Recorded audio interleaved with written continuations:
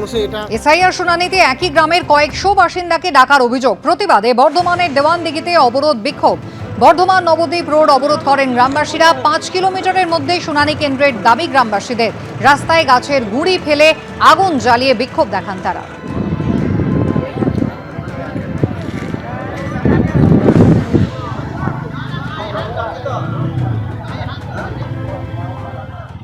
ভোটের আগে ডিজিটাল ময়দানেও শুরু হয়ে গেছে লড়াই। সোমবার তৃণমূলের ডিজিটাল যোদ্ধাদের নিয়ে কনক্লেভ করলেন অভিষেক বন্দ্যোপাধ্যায়। বেঁধে দিলেন ভোটের সুর। সোশ্যাল মিডিয়ায় প্রচার যুদ্ধে সমানে সমানে টক্কর দিতে তৈরি বিজেপি, সিপিএমও। রাজ্যে এসআইআর ঘিরে রাজনৈতিক চাপানোতর চরমে। এরই মধ্যে শুরু হয়ে গেছে ভোটের ওয়ার্ম আপ। শুধু মাঠে ময়দানে নয়, এখন সোশ্যাল মিডিয়াতেও পুরো দস্তুর প্রচার যুদ্ধ চলে। বিরোধীদের টেক্কা দিতে গত বছর অক্টোবরে আমি বাংলার ডিজিটাল যোদ্ধা নামে ওয়েবসাইট লঞ্চ করেন অভিষেক বন্দ্যোপাধ্যায়। এবার ভোটের মুখে ডিজিটাল যোদ্ধাদের নিয়ে কনক্লেভ করলেন তিনি। টাইমলাইন বেঁধে ঠিক করে দিলেন ভোটের টাস্ক। দুদিন পর 15 তারিখ থেকে আগামী 5 দিন আপনারা কিভাবে সোশ্যাল মিডিয়ায় লড়বেন, 5 দিনের প্ল্যান যেন সবার কাছে থাকে। 100 দিন সময় থাকলে এরকম 20 বার প্ল্যান তৈরি করে আগামী 100 দিনের আমাদের টাইমলাইন আমাদের সবাইকে তৈরি করতে হবে, যে প্রত্যেক ঘন্টায় প্রত্যেক জায়গায় গিয়ে যেখানে আমাদের বিরুদ্ধে পোস্ট করা হচ্ছে, আমাদের ছোট করে দেখানো হচ্ছে। কোন পোস্টে বিজেপির নেতারা গিয়ে পোস্ট করছে, বিজেপির কর্মীরা গিয়ে পোস্ট করছে, টাকা ছড়াচ্ছে, অর্থবল বনাম জেদের লড়াই। অতি জেদ ভালো নয়। জেদে মানুষের অন্যায়, জেদে মানুষের মৃত্যুই হয়। কিসের যোদ্ধা আমি জানি না। হ্যাঁ, আমরা ডিজিটাল যোদ্ধায় বিশ্বাস করি না।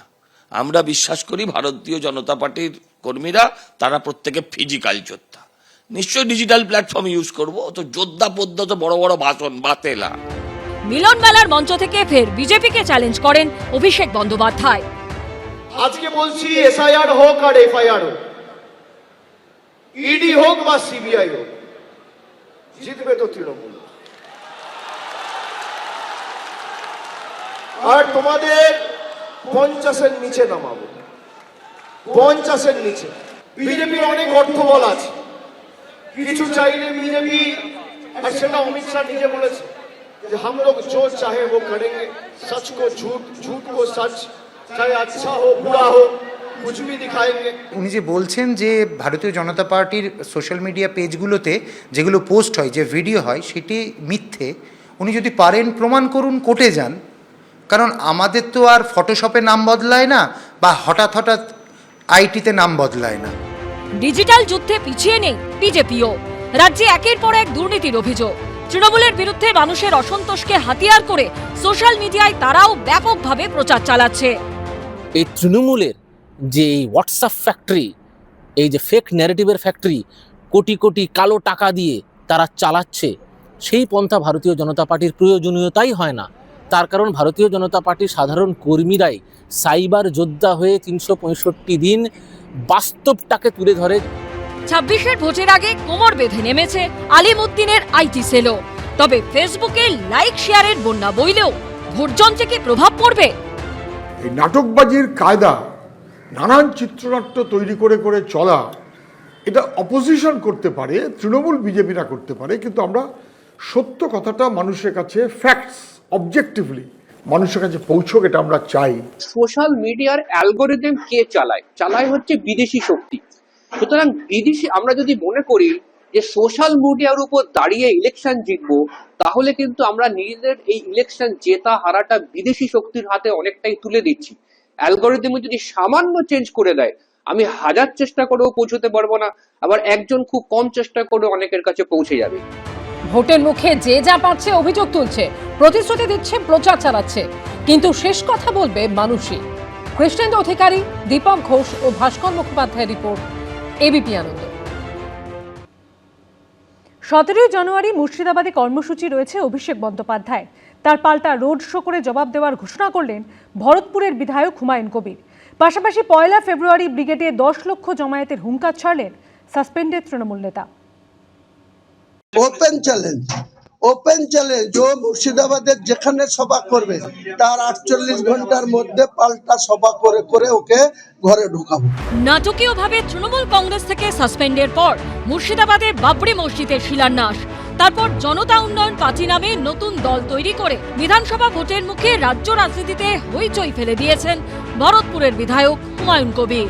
এবার সরাসরি অভিষেক বন্দ্যোপাধ্যায়কে নিশানা করলেন সাসপেন্ডেড তৃণমূল নেতা। আরো গরিবের রক্ত চুষে খায়। হুমায়ুন কবিরের খাড়ায় পড়ে তাকে বেলডাঙ্গায় রোড শো করতে আসতে হচ্ছে। ও যে রোড শো করবে, 10,000 লোক হবে, আমারও ড্রোন ক্যামেরা ঘুরবে, আর 19 তারিখে তার জবাব ওই বেলডাঙ্গা থেকে আমি রোড শো করব। Open challenge. সভা যার ইচ্ছা করবে, সে মাঠে করবে না, ঘাটে করবে না, জলে করবে, কোথায় আমরা জানি না, যার যেখানে ইচ্ছা হবে সভা করবে। আমাদের মানুষের পাশে থেকে এসআইআর এর ক্যাম্পে থেকে মানুষকে সহযোগিতা করাটা হচ্ছে আমাদের এই মুহূর্তে সবচেয়ে বড় কাজ, এবং 15 বছরের উন্নয়নকে সামনে রেখে মানুষের ঘরে ঘরে উন্নয়ন কি হয়েছে বোঝানোটা এই মুহূর্তে আমাদের কাজ। সেই কাজটাই আমরা করে যাচ্ছি। এর আগে নাম না করে আক্রমণ শানিয়েছিলেন অভিষেক বন্দ্যোপাধ্যায়, পাল্টা জবাব দিয়েছেন হুমায়ুন কবির। आप मंदिर बनाइए, मस्जिद बनाइए, गुरुद्वारा बनाइए, चर्च बनाइए, राजनीति छोड़ दीजिए। তো অভিষেক বন্দ্যোপাধ্যায়কে আমাকে নিদান দেওয়ার আগে ওনার পিসিকে বলুন যে 2026 সালের নির্বাচনে তিনি ভবানীপুর বা নন্দীগ্রাম কোথাও কন্টেস্ট করবেন না, এবং যে সাদের জগন্নাথ ধাম করেছে 100 বিঘি জায়গা, সরকারি জায়গায় 400 কোটি টাকা খরচ করে আপনার আমার সকলের ট্যাক্সের টাকায়, ওইখানে গিয়ে হরিনাম করতে বলুন মমতা ব্যানার্জিকে, ওনার পিসিকে নিদান দেন। তাহলে আমি জেওপির চেয়ারম্যান পদ অন্য কাউকে তুলে দিয়ে আমিও মক্কায় যাব, হজ করে এসে বাবরি মসজিদ গঠন করে ওখানে নামাজ পড়ব। নতুন দল ঘোষণা করেছেন 1 মাসও হয়নি, তার মধ্যেই বিধানসভা ভোটের মুখে 1 ফেব্রুয়ারি ব্রিগেড সমাবেশে ডাক দিয়েছেন হুমায়ুন কবির। আমার টার্গেট 10 লাখ। পুলিশের সঙ্গে যোগসাজশ করে যারা তোলে তারা আমাকে গো ব্যাক বলছে, বিজেপির বি টিম বলছে। আগামী নির্বাচনের ময়দানে যখন হুমায়ুন কবির 294টা আসনে না হলেও 182টা আসনে যেদিন প্রতিদিন প্রচারে যাবে, সেদিন এইসব কে বি টিম আর কে এ টিম আর কে সি টিম তার প্রমাণ মানুষের কাছে তুলে। এ নিয়ে কটাক্ষ ছুড়ে দিয়েছে সিপিএম। হুমায়ুন কবির 183টা আসনে লড়বেন, তো বাকি 111টা ছেড়ে রাখছেন কেন? 294টা আসন।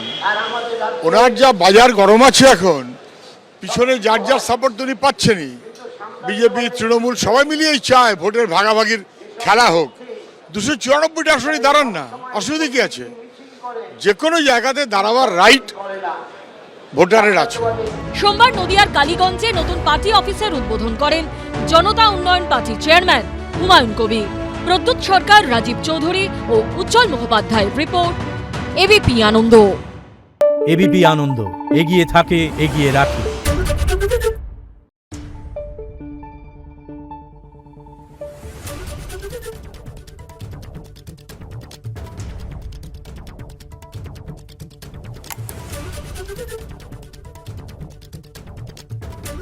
Thank you.